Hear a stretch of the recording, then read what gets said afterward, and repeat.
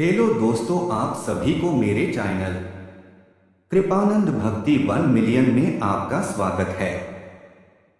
दोस्तों, इस चैनल के माध्यम से इतिहास घटित कहानी को बताते हैं, अतः आप सभी इस चैनल को सब्सक्राइब जरूर कर ले। कहानी है, लक्ष्मण जी नहीं सोए 14 साल तक। कहते हैं जब राम वन को जा रहे थे, रामचंद्र जी को जब उनके पिता दशरथ राजपाट सौंपने वाले थे, तभी उनकी दूसरी पत्नी कैकेयी को उनकी दासी मंथरा ने खूब भड़काया। मंथरा ने कहा कि राजा तो आपके बेटे भरत को बनना चाहिए। इसके बाद कैकेयी ने राजा दशरथ से 2 वर मांगे। पहला, भरत को गद्दी मिलनी चाहिए और दूसरा, राम को 14 वर्ष तक वन में रहना होगा। राजा दशरथ को अपनी पत्नी के वर पूरे करने पड़े। जब रामचंद्र जी वनवास के लिए अयोध्या से निकले, तब लक्ष्मण जी ने भी उनके साथ जाने की इच्छा जाहिर की।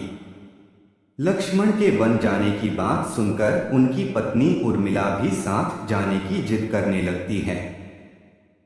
तब लक्ष्मण अपनी पत्नी उर्मिला को समझाते हैं कि वह अपने बड़े भाई और मां समान भाभी सीता की सेवा करने के लिए जा रहे हैं। अगर तुम वनवास में साथ चलोगी तो मैं ठीक तरह से सेवा नहीं कर पाऊंगा।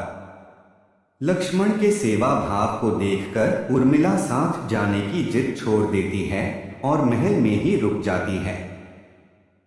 वन में पहुंचकर लक्ष्मण भगवान राम और सीता के लिए एक कुटिया बनाते हैं। जब राम और सीता कुटिया में विश्राम करते थे, तब लक्ष्मण बाहर पहरेदारी करते थे। वनवास के पहले दिन जब लक्ष्मण पहरेदारी कर रहे थे, तब उनके सामने निद्रा देवी प्रकट हुई। लक्ष्मण ने निद्रा देवी से वरदान मांगा कि वह 14 साल तक निद्रा मुक्त रहना चाहते हैं।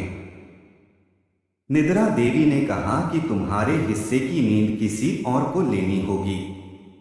लक्ष्मण कहते हैं कि उनके हिस्से की नींद उनकी पत्नी को दे दें। इस कारण लक्ष्मण 14 साल तक नहीं सोए और उनकी पत्नी उर्मिला लगातार 14 वर्ष तक सोती रही।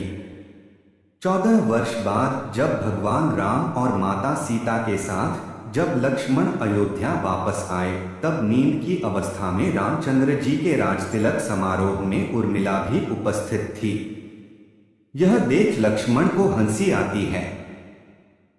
जब लक्ष्मण से हंसी की वजह पूछी गई, तो उन्होंने निद्रा देवी के वरदान के बारे में सब कुछ बताया। लक्ष्मण ने कहा कि जब मैं उबासी लूंगा, तब उर्मिला की नींद खुलेगी। लक्ष्मण जी की इस बात को सुनकर सभा में मौजूद सभी हंस पड़े।